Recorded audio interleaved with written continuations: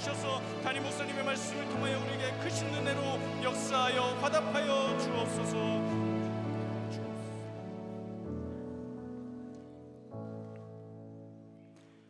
오늘 주실 은혜를 사모하며 다 같이 찬송가 288장을 부르시겠습니다. 찬송가 288장입니다.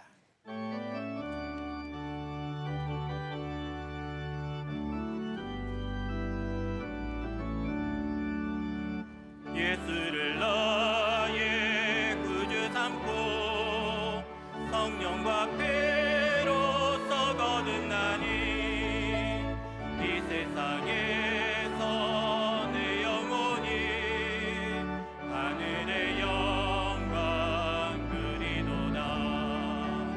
이것이 나의 간증이요 이것이 나의 찬송이세.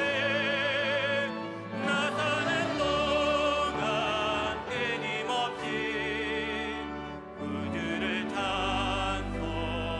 찬송하리로다. 온전히 주께 맡긴 내 영 사랑의 음성을 듣는 중에 천사들 왕래하는 것과 하늘의 영광 보리로다.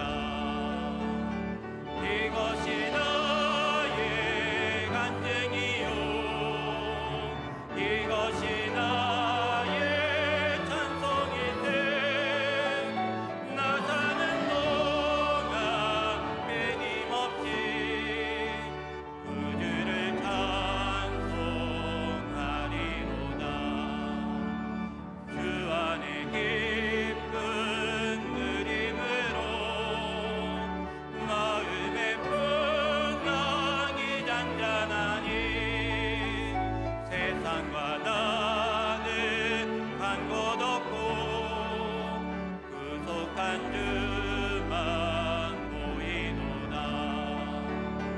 이것이 나의 간증이요 이것이 나의 찬송이세. 나 사는 동안 끊임없이 구주를 찬송하리로다.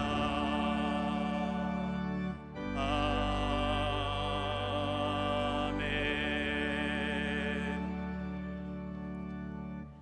오늘 우리에게 주시는 하나님의 말씀은 신약성경 누가복음 1장 12절에서 20절까지의 말씀입니다. 신약성경 86면에 있는 누가복음 1장 12절에서 20절까지의 말씀을 저와 여러분이 한 절씩 교독하시겠습니다.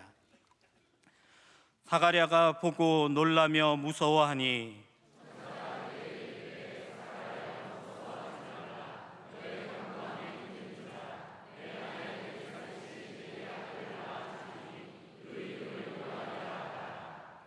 너도 기뻐하고 즐거워할 것이요 많은 사람도 그의 태어남을 기뻐하리니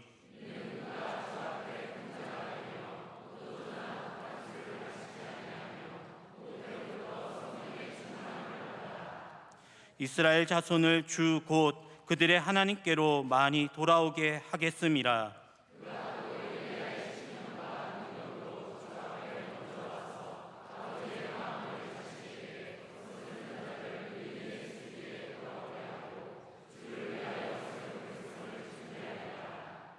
사가랴가 천사에게 이르되 내가 이것을 어떻게 알리요? 내가 늙고 아내도 나이가 많으니이다.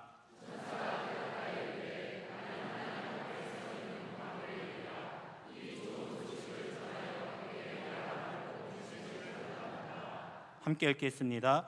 보라, 이 일이 되는 날까지 내가 말 못하는 자가 되어 능히 말을 못하리니 이는 내가 내 말을 믿지 아니함이거니와 때가 이르면 내 말이 이루어지리라 하더라. 아멘.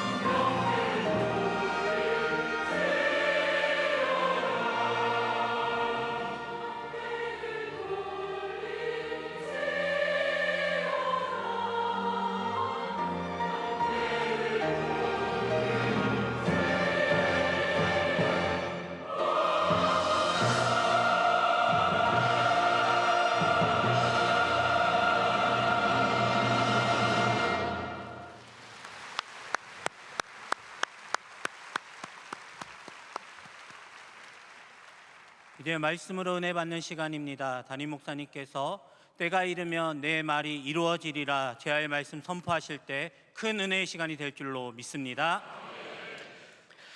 오늘 우리 계속해서 누가복음의 말씀으로 은혜 받기를 원합니다.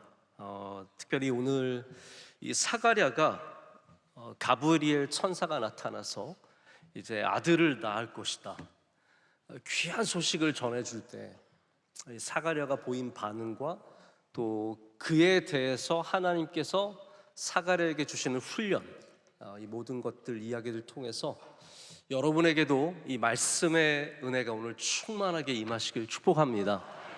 혹시 여러분, 나는 9월 특별 새벽 집회 은혜를 너무 많이 받아서 이제 은혜가 별로 필요 없다, 이런 분들 혹시 계십니까? 아니, 그럴 수 있어요. 나는 너무 막 요번에 충만하게 채워져서 다른 얘기 별로 듣고 싶지 않다. 계속해서 광야와 가나안과 난 여기 머물러 있을 테니까 누가복음 얘기 좀 안 했으면 좋겠다, 그런 분들 혹시 계실지 모르겠는데, 여러분, 하나님의 말씀은 날마다 새롭고 아침 해가 완전 새로운 해가 뜨듯이 여러분에게 완전히 새로운 은혜가 임하실 줄로 믿습니다. 또 그리고 우리가 누가복음으로 아무리 은혜를 받아도 우리가 받은 은혜가 절대로 훼손되지 않습니다. 그러니까 나는 원래 목사님께 받은 은혜를 간직하고 그러지 마시고 마음의 문을 활짝 여시고 오늘 누가복음의 은혜도 받으시길 축복합니다. 이 사가랴의 사건을 보면은 우리가 아무리 기도하고 아무리 원하는 것을 얻어도 하나님의 뜻을, 자 보십시오, 세례 요한을 이제 하나님께서 주시는데, 그리고 심지어는 사가랴가 아들을 얼마나 원했겠어요. 엘리사벳이 아들을 얼마나 원했겠어요. 그토록 원하는 아들을 받는데도 이거를 기쁨과 감격으로 받지 못하는 장면을 우리는 만납니다. 참 여러분, 사람이라는 게 묘합니다. 우리에게 좋은 소식이 전해지면 당연히 기쁨과 감격으로 맞을 것 같은데, 사가랴는 에이, 아니죠. 어떻게, 말이 안 되잖아요. 저는 절대로 안 돼요. 우리 아내도 안 돼요. 이건 있을 수 없는 일이에요 하면서 하나님이 주시는 선물을 거절하고 거부하는 모습을 보게 됩니다. 여러분, 우리가 분명히 알아야 될 것은 하나님께서 우리에게 자격 때문에 주신 건 아닙니다.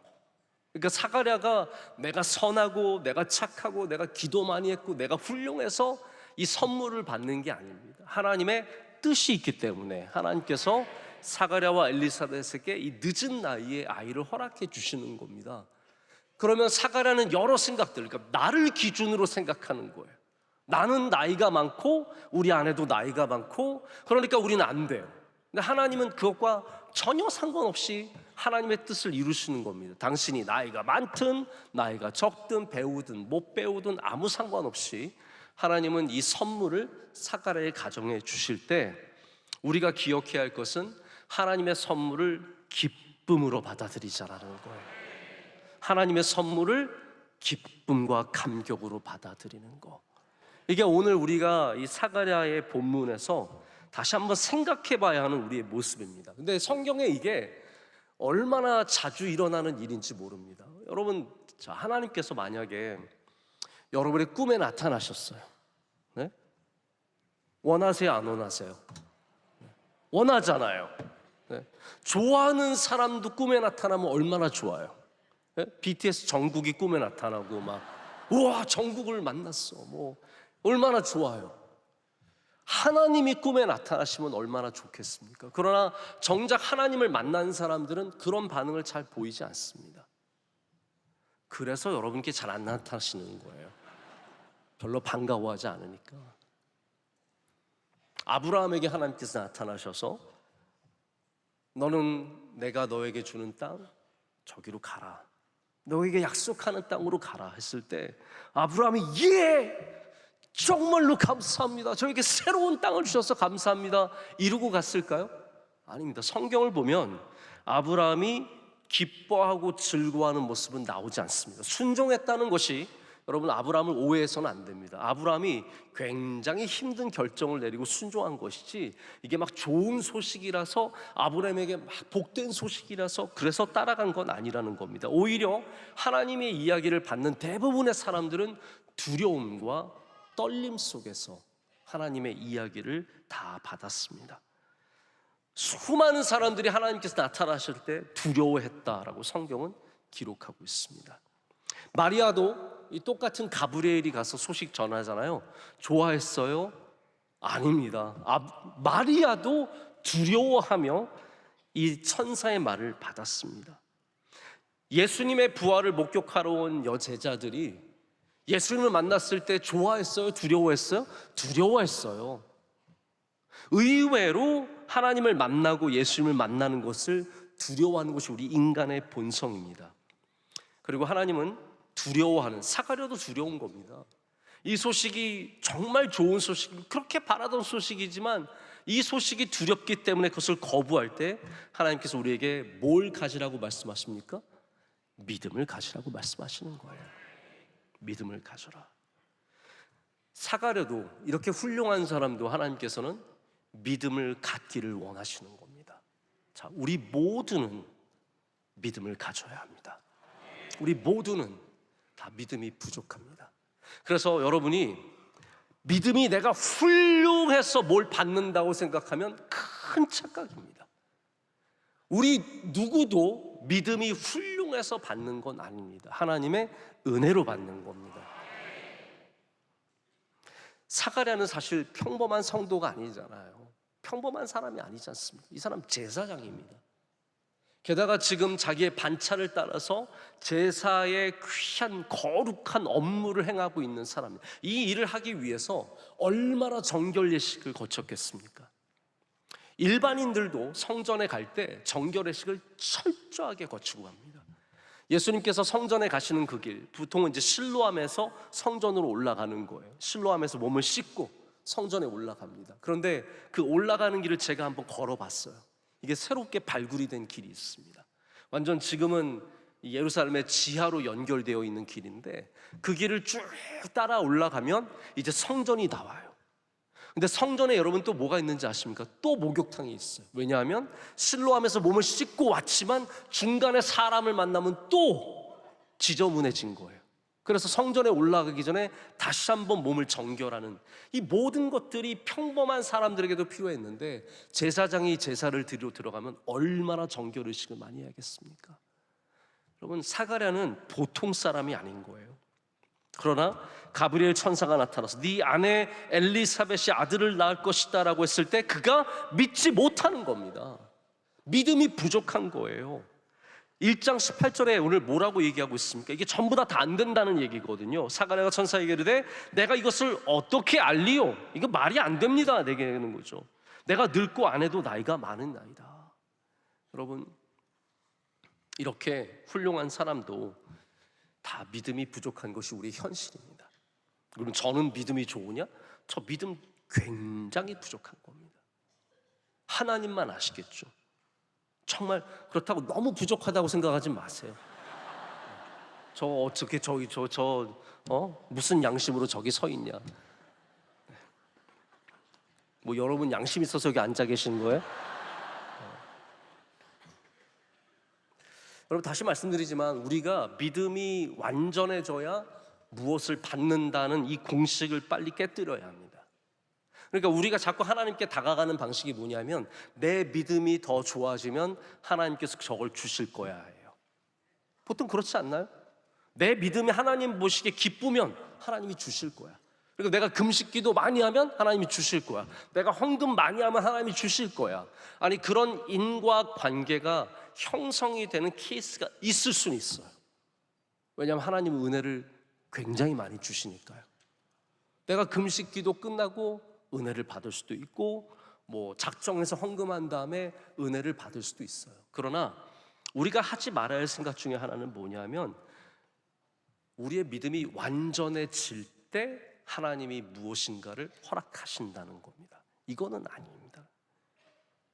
여러분, 하나님은 우리가 믿음이 부족할 때도 우리와 함께 해주시고 우리가 죄 지을 때도 우리와 함께 해주셨고, 그리고 믿음이 부족한 사람도 사용하시고 복 주시고, 그 모든 과정에 하나님께서 사가랴를 훈련시키시듯이 우리를 또 훈련시켜 주시고 그렇게 길러 주시는 겁니다. 저도 예전에 기도 제목이 많이 있었죠. 이런저런 기도 제목 갖고 하나님께 기도할 때 뭐 제 논문을 위해서도 기도도 하고 성도들 위해서도 기도도 하고, 그러다 보면 어떤 생각이 드냐면 내가 좋은 목사가 되면 하나님이 기도를 들어주시겠지. 근데 꼭 그런 것만 같지는 않습니다. 회개도 하고 금식도 하고 뭐 하나님 앞에 선한 일도 하고 뭐 그런 일들 많이 하지만, 여러분 한번 뒤돌아보세요. 우리가 받은 은혜가 우리가 완전해서 받은 은혜입니까? 그런 게 뭐가 있어요? 없어요. 우리가 완전해서, 우리가 착해서, 우리가 잘해서 받은 거 아닙니다.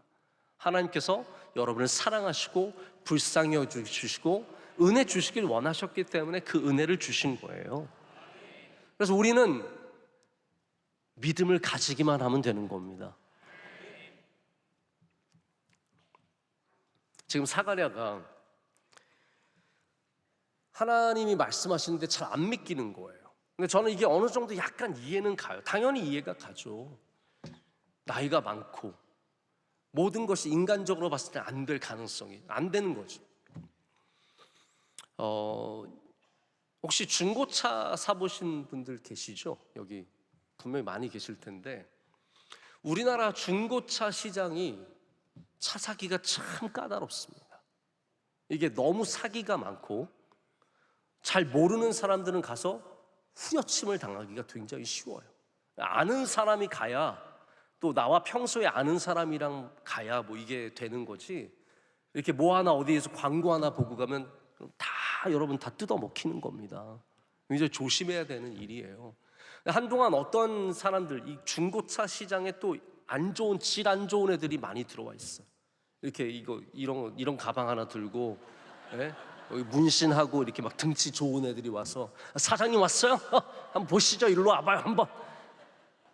근데 보통 거기에 걸려있는 매물이 뭐냐면 좋은 차가 엄청 싸게 나왔어. 여러분 이거 있을 수가 있어요 없어요?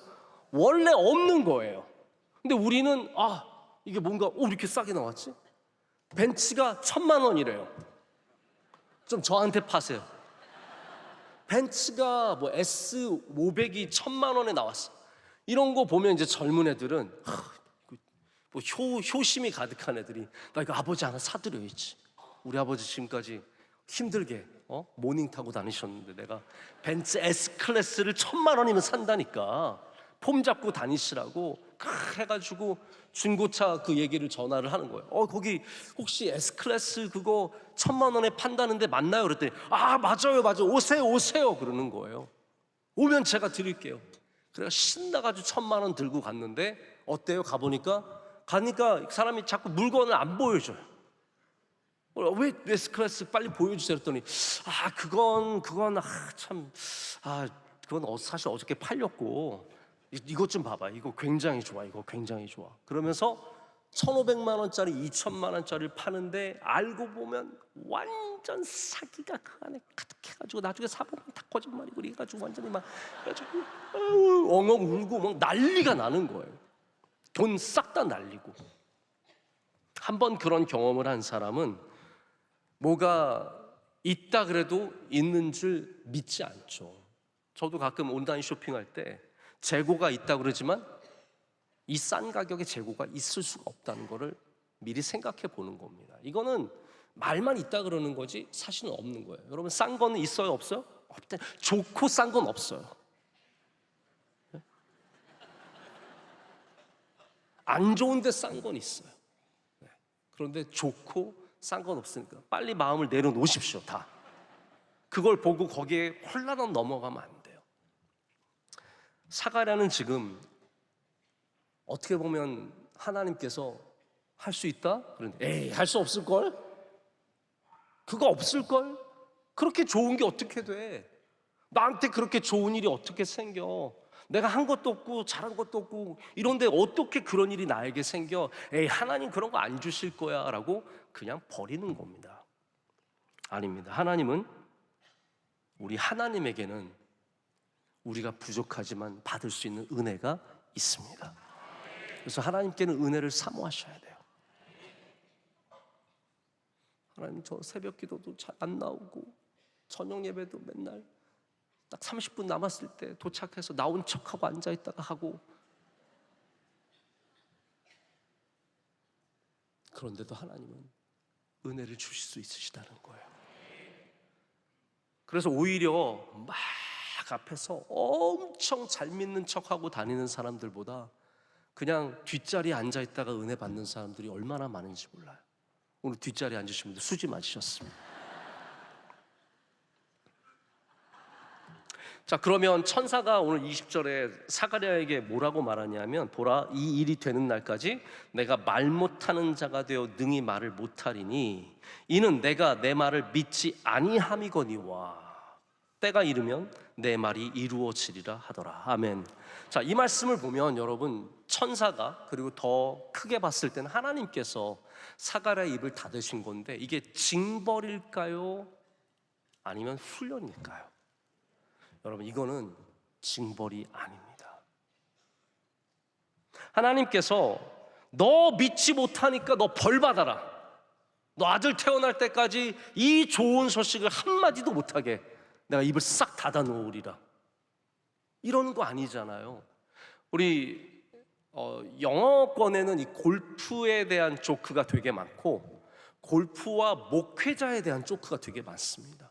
이제 그 중에 하나가 아주 유명한 일, 아마 여러분 다 아실 건데, 어느 목사님이 주일날 예배를 빠뜨리고 골프장에 갔는데 홀인원이란 걸 한 거예요. 근데 그게 그 목사에겐 가장 괴로운 일이었다는 거예요. 어디 가서 자랑을 못 하는 거예요. 여러분, 자랑 못 하는 것처럼 괴로운 게 없습니다. 네? 생각을 해보세요. 여러분, 우리 교인 중에서 누가 복권 사가지고 뭐 한 2천만 원 받았다, 자랑할 수 있어요, 없어요? 그거 나 교인인데 복권 사가지고 2천만 원 받았어, 하나님의 뜻이야, 뭐 이렇게 말하실 수 있겠어요? 그러니까 우리가 자랑 못하는 것처럼 괴로운 일이 없는 겁니다. 근데 하나님께서 징벌적으로 사가랴에게 그 아들을 주셨다는 소식을 입을 닫으셨는가? 여러분 하나님의 의도를 오해해서는 안 됩니다. 오늘 뭐라고 얘기했냐면, 이 천사가 네가 내 말을 믿지 아니함이거니와. 자, 그리고 이 훈련의 목적은 뭘까요? 믿게 하는 것에 있습니다. 그러니까 하나님이 우리에게 주시는 훈련의 목적은 징벌적인 것이 아니라 믿게 하기 위해서, 우리에게 믿음을 갖게 하기 위해서. 여러분이 당하는 고난과 아픔들을 다 징벌적으로 생각하시면 안 돼요. 하나님 나를 미워하셔서 나를 벌하시기 위해서 나에게 이렇게 어려운 일들을 주시고, 그렇지 않습니다. 광야가 그냥 징벌입니까? 아닙니다. 광야는 하나님 백성의 훈련이에요. 하나님의 백성으로 길러지는 과정입니다.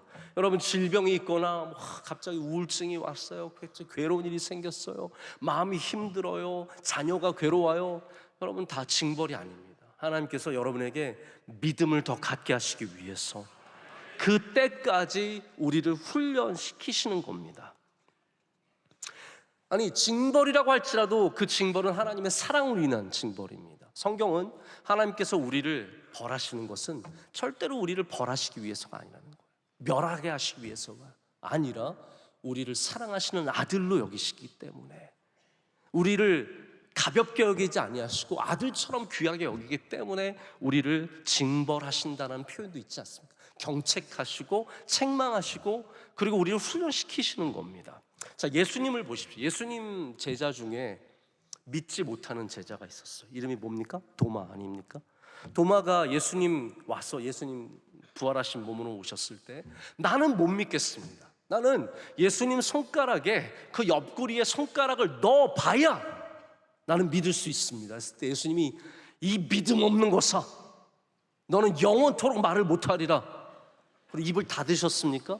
아니, 예수님께서 어떻게 하셨냐면요, 도마에게 찔러봐라 그러셨어요. 그리고 하시는 말씀이 뭐냐면, 네가 믿음 있기를 원한다는 거예요.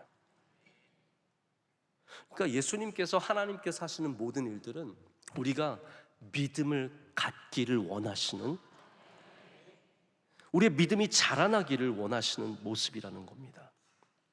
그래서 하나님은 이 침묵을 통해서 사가랴를 훈련시키십니다. 입을 닫게 하십니다. 자, 우리 성경을 보면 약간 이게 독특한 현상입니다. 보통 여러분 우리 성도들이 받는 훈련은 뭐냐 하면 하나님의 침묵입니다. 하나님의 음성이 들리지 않을 때. 실제로 제가 이거 약간 좀 아이러니하게 느끼는 것은 하나님께서 말라기 이후부터, 말라기라고 하는 마지막 예언자 이후로부터 지금 이때까지 침묵하셨습니다. 몇백 년 동안 하나님은 하나님의 사자들을 통해서 말씀하지 않으셨고 침묵하셨어요. 여러분, 이 침묵의 시간이 얼마나 힘들었습니까? 그러나 하나님께서 입을 떼셨을 때 이스라엘은 복을 받았습니다. 우리는 복을 받았습니다. 왜냐하면 예수 그리스도께서 이 땅에 오신 거예요. 하나님께서 그래서 사가랴도 침묵하게 하셨고, 사가랴의 입이 떼지는 날 세례 요한도 이 땅에 오게 되는 겁니다. 근데 하나님은 철저하게 하나님이 침묵하시는 것이 아니라 우리를 침묵하게 하셔서 우리를 훈련시키시는 모습을 우리에게 오늘 보여주고 있습니다. 자, 생각해 보세요. 이제 사가랴가 오늘도 이제 이 뒤에 말씀을 보면 이제 막 말을 못해서 손과 발로 막 제스처를 취하는 이야기가 22절에 나옵니다. 사람들이 야, 이 사람이 환상을 봤나 보다, 입이 말이 안 나오나 보다 할 정도로 아주 아무 말도 못하고 몸짓으로 뜻을 표하며 말 못하는 대로 있다라고 되어 있습니다. 여러분, 지금 아들을 낳는다고 하는데 이거 엘리사벳에게 빨리 가서 알려줘야 되잖아요. 어떻게 알려줬을까요? 미치고 환장하죠. 네? 이 좋은 소식을, 기쁜 소식을 이거 이거 적어야 되잖아요. 적든지 뭘 해야 되잖아요. 이게 얼마나 답답한 일입니까? 사가랴는 이 침묵의 시간을 통해서 하나님 앞에 자기를 돌아보는 시간, 그리고 하나님의 말씀을 더 깊이 듣는 시간을 분명히 가졌을 것입니다. 여러분, 그래서 우리 인간에게는 침묵의 훈련이 반드시 필요합니다. 여러분들도 그 훈련을 한번 해보세요. 좋은 일이 생겼을 때 말 안 하는 거, 이거 굉장히 어려운 훈련입니다. 근데 그게 저는 우리에게 참 중요한 훈련이라고 생각을 합니다. 우리는 선별적으로 침묵합니다. 우리 정치권도 보면 선별적으로 침묵하잖아요. 자신들이 쟁점화시키고 싶은 일들에 대해서는 막 떠들다가 우리 편이 뭐하면 침묵하잖아요. 우리도 선별적으로 침묵합니다. 우리 부끄러운 일들에 대해서는 아무 말도 하지 않습니다. 혹시 여러분, 내가 오늘 뭐 잘못했는지 옆에 사람에게 들어봐, 내가 오늘 뭘 잘못했는지, 나 나쁜 놈이야, 죽일 놈이야, 그러면서 뭐 얘기를 하십니까? 아니에요. 우리는 우리의 잘못에 대해서는 대부분 입을 닫습니다. 그러나 우리의 자랑에 대해서는 말을 못해서 미치고 환장하죠. 여러분, 이거 한번 상상해 보세요. 아들이 서울대를 들어갔어요. 사람들 만나면 서울대가 입 끝에 붙어가지고요, 힘들어 죽습니다. 저는 저희 아들이 서울대 안 들어가는 게 낫다고 생각해요. 저는 설교할 때마다 힘들 것 같아요. 우리 아들이 이번에 서울대 들어갔는데 저는 그래서 매형과 누나가 정말 안 됐어요. 거기 둘째 아들이 서울대 들어갔거든요. 얼마나 힘들겠어요. 저는 힘든 게 하나도 없어요. 상을 받아와요, 뭘 해요,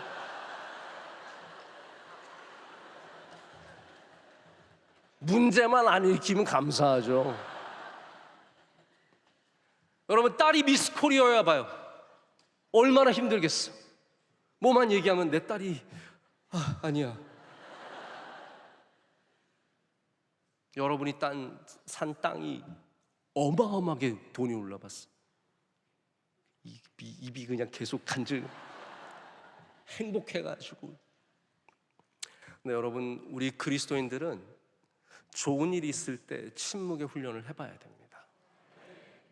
그 침묵의 훈련을 통해서 그것을 주신 분이 하나님이심을 분명하게 고백할 수 있게 되기 때문입니다. 내 능력과 내 믿음과 내 훌륭함으로 얻은 것이 아니라 하나님의 주신 것임을 고백할 수 있는 귀한 훈련이 침묵의 훈련이라는 겁니다. 사가랴는 이 좋은 일이 있었을 때 말을 할 수 없었습니다. 오직 하나님께 감사하며 하나님께 영광을 돌리며 그 만 9개월의 시간을 얼마나 감사하며 하나님께 감사하며 보냈겠습니까? 저는 가끔 이렇게 대화를 하다 보면 이제 제가 약간 젊은 목사 축에 끼잖아요. 네. 저도 한 4, 5년 전에 제가 설교하는 거 보면 이야 진짜 젊은데 막 그 생각해요. 그러니까 아마 지금도 어떤 많은 분들에게는 저는 저 젊은 목사가 이렇게 생각하실 겁니다. 그러다 보니까 어디 가서 제가 얘기를 할 수 있는 기회보다는 제가 얘기를 항상 들어야 하는 편입니다. 그게 뭐 목사님들을 만나면 당연하죠. 우리 목사님들, 제가 만나는 목사님들 대부분 저보다 그래도 나이가 뭐 3살, 5살, 7살, 10살 많으신 분들이니까 주로 그분들이 말씀하시면 저는 추임새를 넣습니다. 아, 그렇죠? 아, 네. 아, 잘 되셨네요. 아, 너무 좋습니다. 저는 이게 주로 제가 하는 말의 전부예요. 근데 이게 제가 가끔씩 서러울 때가 있는 게, 제가 원로 목사님이랑 어딜 가잖아요. 다른 사람들이 얘기할 기회는 별로, 원로 목사님 편하게 얘기하세요. 원로 목사님이 이런 말씀하시면 아멘! 여러분들이 추임새를 넣어요. 아멘. 맞습니다. 근데 교인들인데도 저랑 앉으면 그분들이 또 말씀을 하세요. 항상 그분들이 말씀을 다 하고 저는 또 아멘. 네.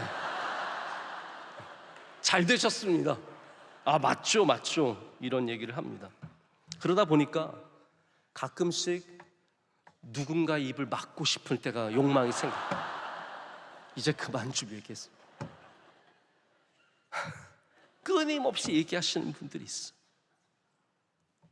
저한테 와서 뭘 그렇게 하실 말씀이 많은지, 저 말할 기회는 전혀 주지 않고 면담을 해도 그렇고, 제가 원로 목사님 면담하는 거 많이 봤거든요. 그래서 목사님 제가 무슨 일이 있어서 하는데, 들어봐. 하나님 함께 하셔. 믿어? 안 믿어? 믿습니다. 그럼 됐어. 가. 그래요. 얼마나 편해. 저는 그 얘기를 한 20분 들은 다음에 하나님이 분명히 해결해 주실 겁니다. 그러면 아멘 그러고 가요. 안 들어도 되는 건데 전 들은 거죠.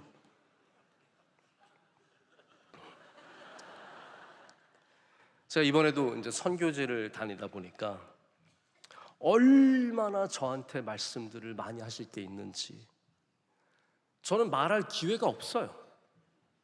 뭐 장로님이 오셔도, 선교사님이 오셔도, 집사님이 오셔도, 뭐 여기가 저쪽, 그냥 오자마자 공항에서부터 계속 말씀을 하기 시작했어. 제가 그래서 어느 정도까지 했냐면 아침을 안 먹으러 갔어요. 왜냐면 아침부터 시달리기 힘들어가지고 아침부터 앉아서 계속 얘기를 들으면 하루 종일 들어야 되잖아요.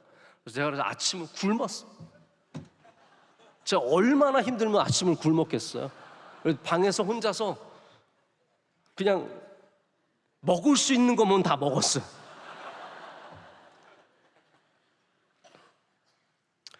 저도 가끔씩 저에게 능력이 있어서 사가랴처럼 입을 다물게 할 수 있는 능력이 있었다면,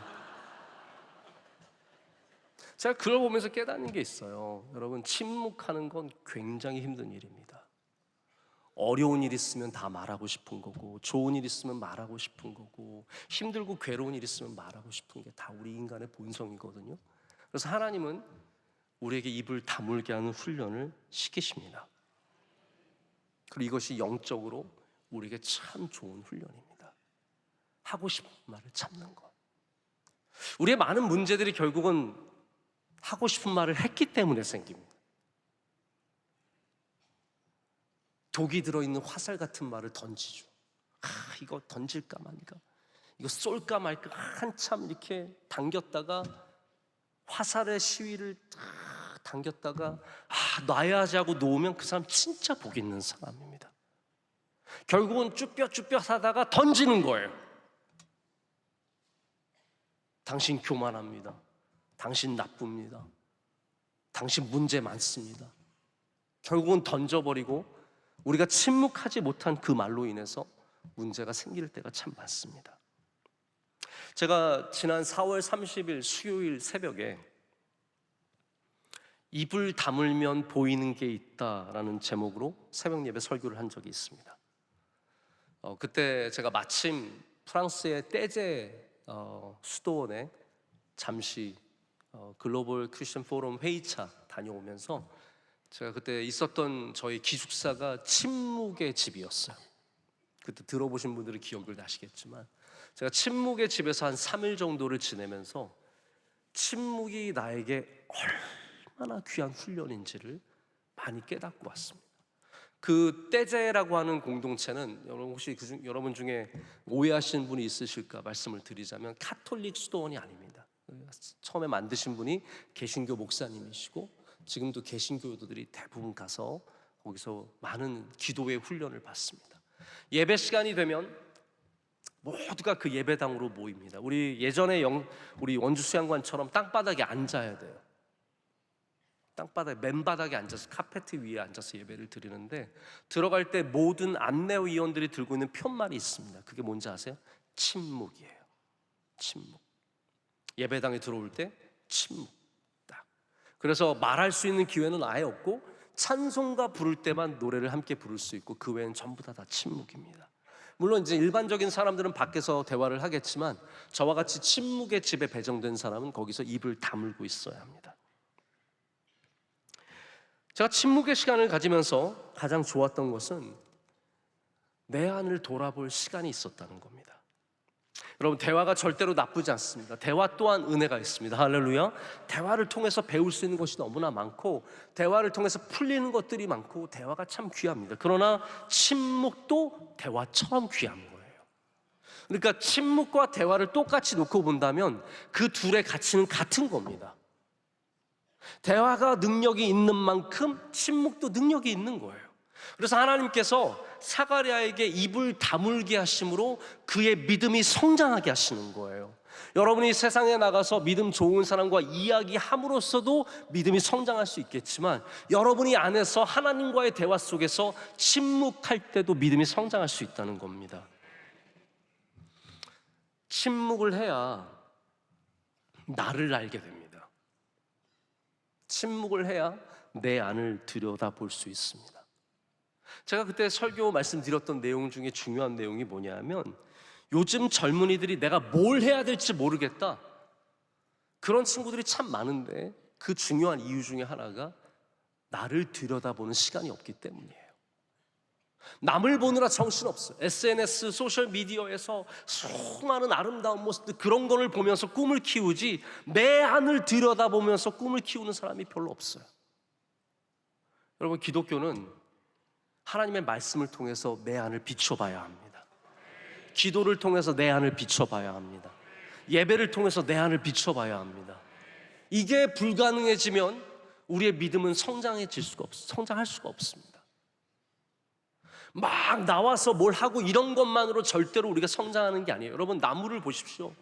나무를 보면 위로 하는 성장이 있고 아래로 하는 성장이 있잖아요. 어떤 나무가 겉으로 보이는 것만 성장합니까? 모든 나무는 밑에 뿌리가 함께 성장하는 거예요. 열매를 맺는 나무는 반드시 뿌리가 건강합니다. 그러니까 모든 성장은 보이는 것과 보이지 않는 게 있습니다.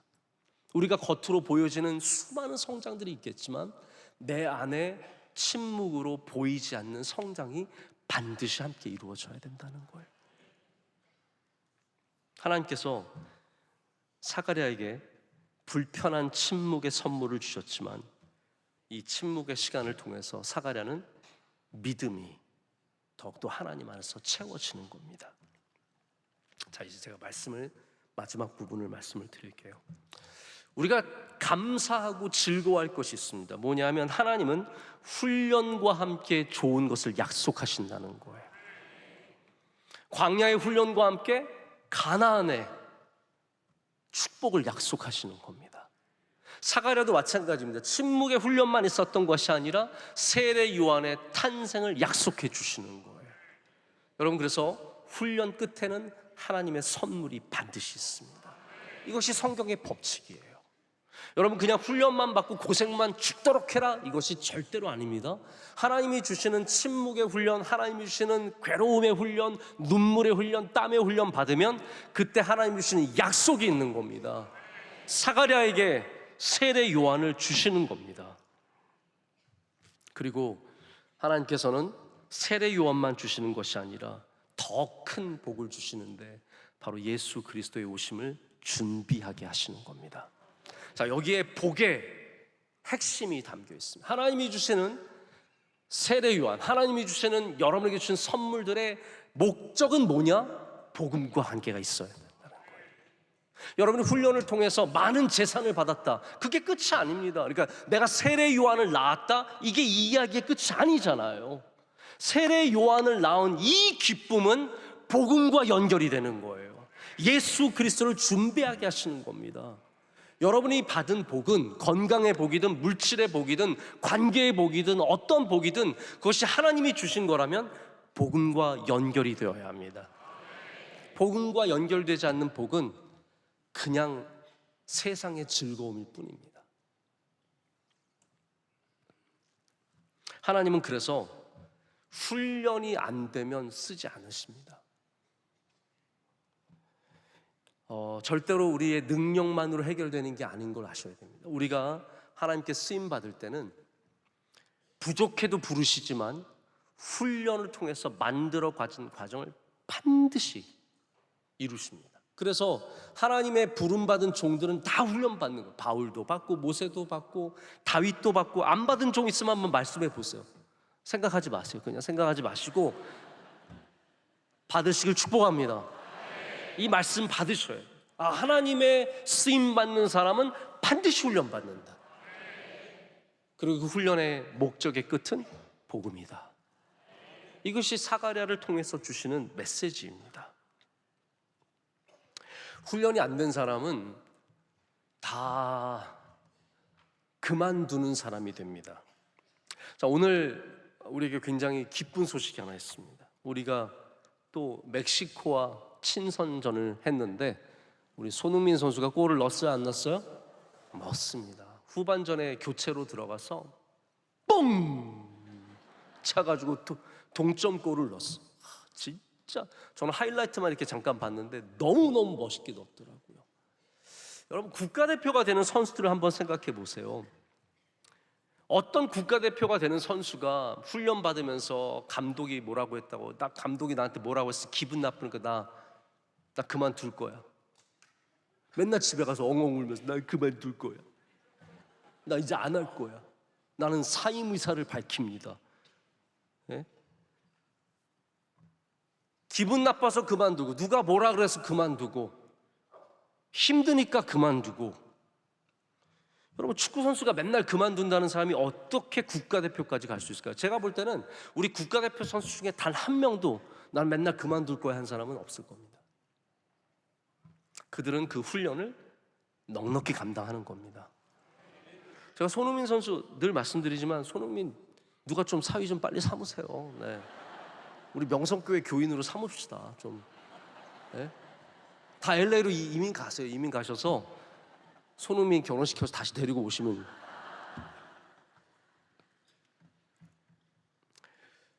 손흥민 선수 특징 중에 하나가 훈련 받을 때 막 웃어요. 막 웃으면서 즐겁게 해요.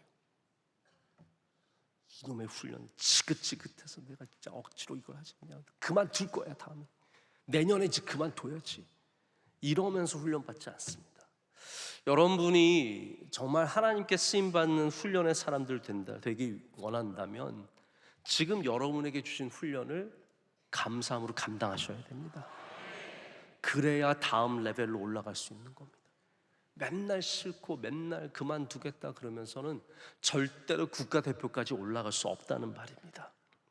훈련을 받는 사람들은 작은 것에 불평하거나 작은 것 때문에 하나님의 일을 놓지 않습니다. 원로 목사님이 사명에 대해서 말씀하시는 것과 똑같은 맥락이에요. 사명이 있는 사람은 누가 뭐라 그랬다 해서 그만두지 않습니다. 좀 마음에 안 드는 사람이 있다고 다 그냥 때려치지 않습니다. 뭐 기분만 나쁘면 잠수 타고 사라지지 않습니다. 사명이 있는 사람은 다른 거예요. 저는 사명 있는 사람 좀 만나면서 살고 싶어요. 다들 자존심만 살아가지고 자기 생각만 가득해가지고 그래서 내 기분 나쁘고 나 자존심 상하고 나 속상하고 마음에 안 들면 다 그만두고 잠수 타고 그렇게 해서 어떻게 우리가 하나님의 나라를 세워갈 수 있겠습니까? 우리 지금 피택 훈련 받는 피택 안수 집사님 권사님들 계십니다. 한번 손 들어 보세요. 네, 손 드는 것도 훈련이에요. 정말입니다. 제가 볼 때 한 24명 정도 안 나온 것 같은데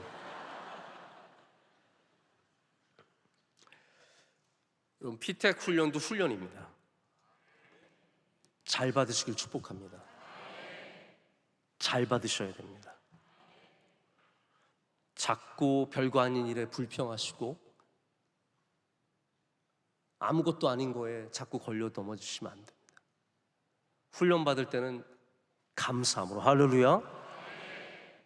그게 훈련이에요.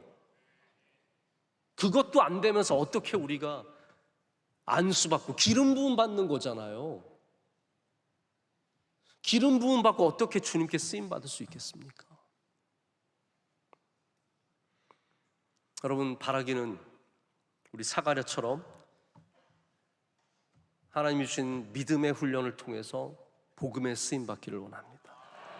여러분 모두가 하나님께 쓰임 받고 하나님께 영광을 드리는 귀한 주님의 종들 되시기를 축복합니다. 우리 함께 찬양하겠습니다.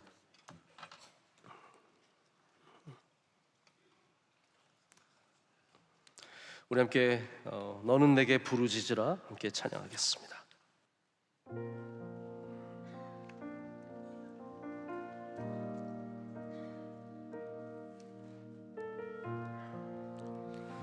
너는 내게 부르짖으라. 너는 내게 부르짖으라. 내가 응답하리라. 너는 마음에 근심하지 말라. 너는 나를 믿으라. 너는 내게 부르짖으라. 너는 내게 부르짖으라.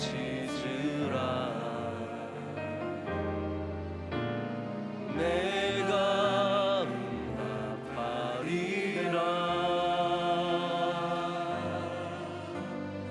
내 이름으로 무엇이든지 구하며 내가 이뤄주리라. 여호와를 기뻐하라. 내 마음의 소원을 이루어주리니 너의 길을 맡기어라. 나를 의지하며 내가 이루리. 소망 가운데 기다리라. 여호와를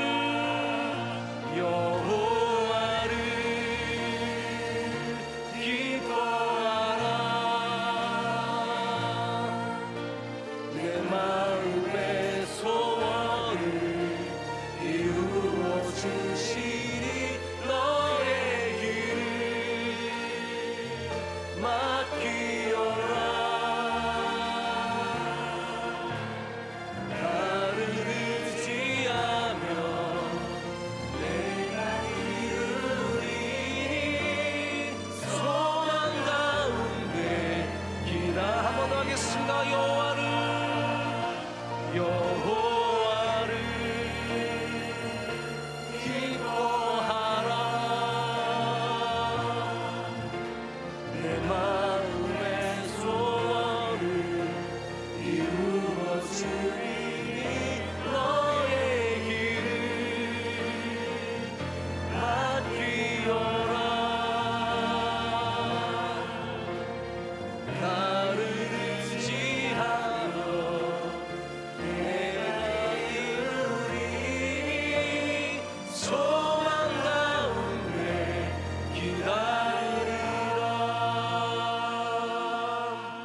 이제는 우리 주 예수 그리스도의 크신 은혜와 하나님 아버지의 영원하신 사랑과 성령님의 함께하심과 임재하심이 주의 말씀을 붙잡고 주님이 주신 훈련의 삶을 향해 기꺼이 나아가는 주의 모든 사랑하시는 종들 위해 이제로부터 영원토록 함께하시기를 간절히 축원하옵나이다. 아멘.